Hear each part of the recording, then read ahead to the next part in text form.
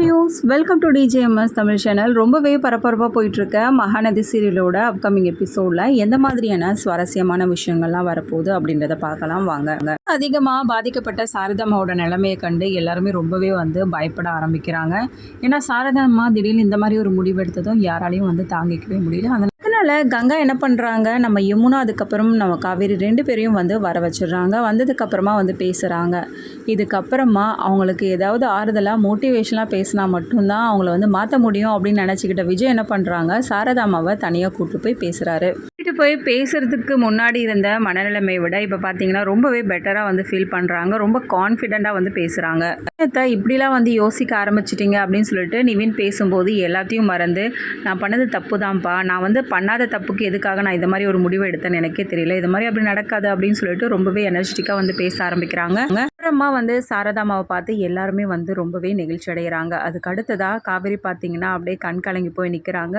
விஜய் கிட்ட தனியாக கூப்பிட்டு பேசிகிட்டு இருக்காங்க. எப்படிங்க அம்மா ஃபஸ்ட்டு போனதப்போ இருந்ததை விட இப்போ ரொம்பவே மாறி பேசுகிறாங்க, அதுக்கு காரணம் என்ன சொன்னீங்க அப்படின்னு சொல்லிட்டு கேட்குற தருணத்தில் அவங்களுக்கு என்ன சொல்லி புரிய வைக்கணும் அப்படின்னு நினச்சனோ நான் சொல்லி புரிய வச்சுட்டேன் அப்படின்ற மாதிரி சொல்கிறாங்க. அதுக்கப்புறமா ரொம்பவே நெகிழ்ச்சி அடைந்த நம்ம காவேரி என்ன பண்ணுறாங்க, விஜயோட தோளில் சாஞ்சிக்கிறாங்க. காவேரிக்கு இது வரைக்கும் பார்த்தீங்கன்னா நிறைய பிரச்சனையை ஃபேஸ் பண்ணியிருக்காங்க. இது எல்லாத்துக்குமே சப்போர்ட்டிவாகவும் உறுதுணையாகவும் கூடவே நிற்கிறாரு விஜய். இது எல்லாத்தையும் நினச்சி ரொம்பவே மகிழ்ந்து போகிறாங்க நம்ம காவேரி. சாரதாம்மா இப்படி தைரியமாக பேசுனதுக்கு அப்புறமா என்ன பண்ணுறாங்க, 2 பொண்ணுங்களும் கேட்டுட்டு கிளம்புறாங்க.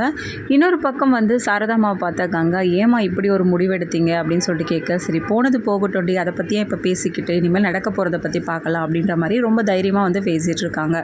ஒரு நாளும் இப்படிலாம் யோசிக்கவே யோசிக்காதம்மா, அப்பாவும் எங்களை விட்டு போயிட்டாரு, ஒரு கெட்டவராக கூட இருந்துக்கலாமா, ஆனால் இப்போ இருக்க சூழ்நிலை எங்களுக்கு நீங்கள் வேணுமா அப்படின்னு சொல்லிட்டு இருக்காங்க.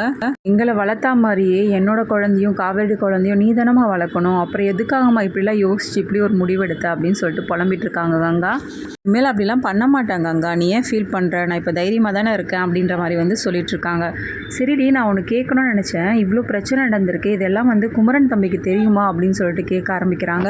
ஐயோ அம்மா வர கேட்குறாங்களே அப்படின்னு சொல்லிட்டு மனசுக்குள்ளேயே புலம்பிட்டு இருக்காங்க. என்னடி யோசிச்சுட்டு இருக்க அப்படின்னு சொல்லிட்டு கேட்க, அது மா அப்படின்னு சொல்லிட்டு இழுக்கிறாங்க. இந்த விஷயத்தை பற்றி அம்மா கிட்ட நம்ம சொல்ல தேவையில்ல, ஏற்கனவே குமரன் மாமாவுக்கு இது எல்லாமே தெரியும் அப்படின்னு நினச்சாங்கன்னா கண்டிப்பாக அம்மா ரொம்பவே மனசுடைஞ்சு போயிடுவாங்க. பண்ண தவறுனால தான் எல்லாத்தையும் யோசித்து ரொம்பவே ஏமாற்றம் அடைந்த அம்மா இப்படி ஒரு முடிவை எடுத்துட்டாங்க. இந்த ஒரு சூழ்நிலையில் மாமாவும் ஏமாற்றிட்டாரு அப்படின்னு சொல்லிட்டு தெரிஞ்சதுன்னா அம்மா ரொம்பவே மனசுடைஞ்சு போயிடுவாங்க. திரும்பவும் பழைய நிலைமைக்கு போயிட்டா என்ன ஆகுறது, அதனால் அம்மாவுக்கு இதை பற்றி நம்ம சொல்லிக்க தேவையில்ல அப்படின்னு சொல்லிட்டு கங்கா நினச்சி முடிவெடுத்து சாரதாம்மா கிட்ட சொல்கிறாங்க. அவர்கிட்ட சொன்னேன் அப்படின்னு சொல்லிட்டு, என்னடி தம்பிக்கிட்ட சொல்லிட்டியா அப்படின்னு சொல்லிட்டு ரொம்ப ஆச்சரியமாக கேட்க, ஆமாம்மா மாமா கிட்ட சொன்னேன், என்னடி சொன்னார் அப்படின்னு சொல்லிட்டு கேட்க, ரொம்ப வருத்தப்பட்டாருமா அப்படின்னு சொல்லிட்டு சொல்லிட்டு இருக்காங்க. அவர்கிட்ட சொன்னியாடி, ஏண்டி இப்போதைக்கு இந்த விஷயத்தை பற்றி சொன்னேன், அதுக்கப்புறம் மாப்பிள்ளை தம்பி ரொம்பவே வருத்தப்பட்டிருக்குமேடி, ஏண்டி இதுக்குள்ளே சொன்னேன் அப்படின்ற மாதிரி சாரதாம்மா ரொம்ப வருத்தத்தோடு சொல்லிட்டு இருக்காங்க. உடனே கங்கா மனசுக்குள்ளவே குமரனை திட்டிட்டு இருக்காங்க. நீ தாம்மா பெருசாக நினச்சிட்டு இருக்க குமரன் மாமாவை பற்றி, ஆனால் அவரும் பார்த்தீங்கன்னா நம்ம அப்பாவோட சேர்ந்துக்கிட்டு எல்லா உண்மையும் மறைச்சிட்டு இருக்காரு.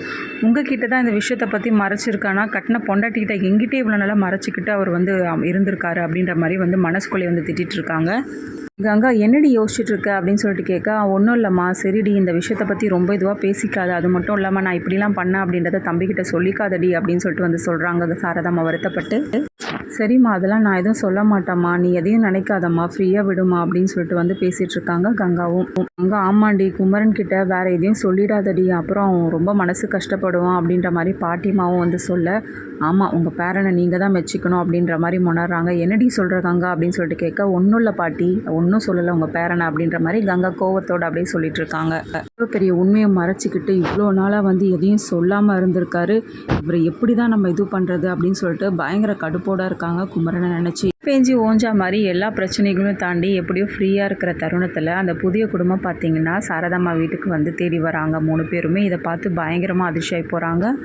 வந்திருக்கீங்க அப்படின்னு சொல்லிட்டு சாரதாம்மா அவங்கள பார்த்து பயங்கர அதிர்ச்சியானது மட்டும் இல்லாமல் கேள்வி மேலே கேள்வியும் கேட்க, வேறு என்ன பண்ண சொல்கிறீங்க, நீங்கள் பாட்டுட்டு வீட்டை பூட்டிட்டு வந்துட்டீங்க, இதுக்கப்புறம் உங்களை தேடி பிடிச்சி நான் எவ்வளோ கஷ்டப்பட்டு தெரியுமா இந்த இடத்துக்கு நிற்கிறேன், நாங்கள் அதுக்காக இங்கேயும் வந்திருக்கீங்க, அங்கேயும் உயிர் எடுத்தது பத்தாதா அப்படின்னு சொல்லிட்டு பயங்கரமாக ஆக்ரோஷமாக பேச அதுக்கப்புறமா என்ன பண்ணுறாங்க அந்த குடும்பத்தில் உள்ளவங்க எல்லாருமே, பாருங்க நாங்கள் ஏற்கனவே சொன்ன மாதிரி எங்களோட உரிமையை எங்களால் விட்டு கொடுக்க முடியாது, என் குழந்தைங்களுக்கு சேர வேண்டியதெல்லாம் நீங்கள் வந்து கொடுங்க, நாங்கள் இங்கேருந்து கிளம்பிடுறோம் அப்படின்னு சொல்கிறாங்க. இதை கேட்டு சாரதாம்மா ரொம்பவே டென்ஷன் ஆக இது எல்லாத்தையும் பார்த்துருந்த பாட்டிமா கங்காவுக்கு ஒன்றுமே புரியல. ஐயோ அம்மா திரும்பவும் பழைய நிலைமைக்கு வந்துட போகிறாங்க, இப்போ தான் வந்து எல்லா பிரச்சனைகளும் தீர்ந்து அம்மா வந்து சமாதானப்படுத்தியிருக்கோம், இப்போ இந்த மாதிரி திடீர்னு இவங்க வந்து நிற்கிறத பார்த்து ரொம்பவே அதிர்ச்சியாகி போகிறாங்க. கங்காவும் ஒன்றுமே புரியல அவங்களுக்கு என்ன பண்ணுறது அப்படின்னு சொல்லிட்டு அப்புறமா இந்த விஷயத்தை பற்றி பேசி சண்டை போடுறாங்களா. இதுக்கிடையில் கங்கா என்ன பண்ணுறாங்க, நம்ம காவேரி விஜய் இவங்க 2 பேருக்கும் வந்து ஃபோன் பண்ணி வீட்டுக்கு வர வைக்கிறாங்களா. இந்த பிரச்சனையை வந்து அவங்க வந்து தீர்த்து வைக்கிறாங்களா. இப்படி ஒரு பிரச்சனை நடந்திருக்கு அப்படின்னு சொல்லிட்டு பாட்டி தாத்தாவுக்கு தெரிஞ்சால் காவேரி எப்படிலாம் பேச்சு பேச போகிறாங்க, இதிலிருந்து எப்படி விஜய் வந்து காவேரியை வந்து காப்பாற்ற போகிறாங்க, இது எல்லாமே தெரிஞ்சுக்கலாங்க. அதுக்கு மறக்காமல் நம்ம சேனலை வந்து சப்ஸ்கிரைப் பண்ணிக்கோங்க,